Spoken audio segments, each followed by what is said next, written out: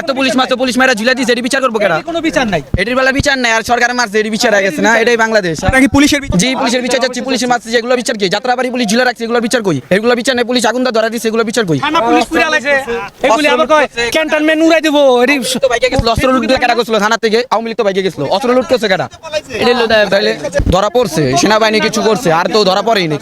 দেখবেন কিছু কিছু জায়গায় দিনে দুপুরে মার্ডার হইতাছে, এগুলা পোস্টমর্টম করুক, পোস্টমর্টম লাশগুলা কবর থেকে উঠায় পোস্টমর্টম করুক, এগুলি সব তদন্ত বাইরে যাব সঠিকভাবে। তদন্ত করলে কি হবে? কি হবে এটা তো জনগণ দেখবো কি হবে। কে মারছে, শেখ হাসিনা না অন্য কেউ? এটাকে এই তথ্য বাইরে তো তদন্ত সঠিকভাবে তদন্ত করলে, এটা ঘুষের মাধ্যমে তদন্ত ঘুরে দিলে দেবো না। বাংলাদেশে যে ক্ষতি চায় সেই করছে এই ষড়যন্ত্র।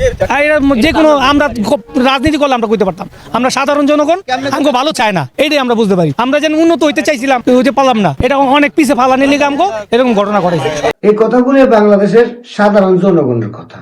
ওনারা সাধারণ মানুষ, ওনারা বৈষম্য কি বুঝে, ওনারা ন্যায় বিচার কি বুঝে। হয়তো তাদের পদ পদবি পজিশন নেই, ওনাদের ক্ষমতা নেই, তাই ওনারা ন্যায় বিচার ন্যায্য কথা বলার ক্ষমতা নেই ওনাদের। কিন্তু ওনাদের কথাগুলোই তো বাস্তব।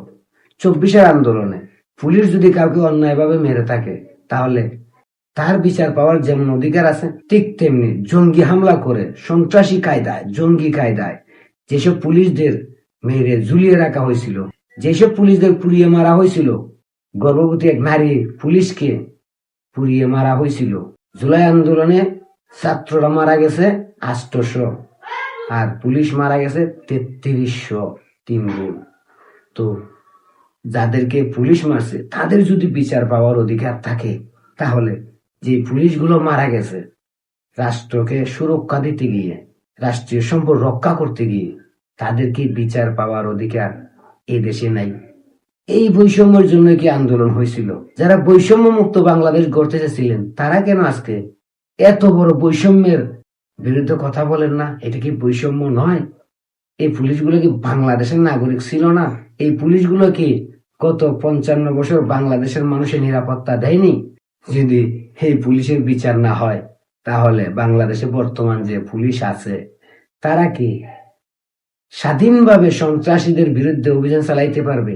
তারা কি এই দেশে জঙ্গিবাদ দমন করতে পারবে? পারবে না।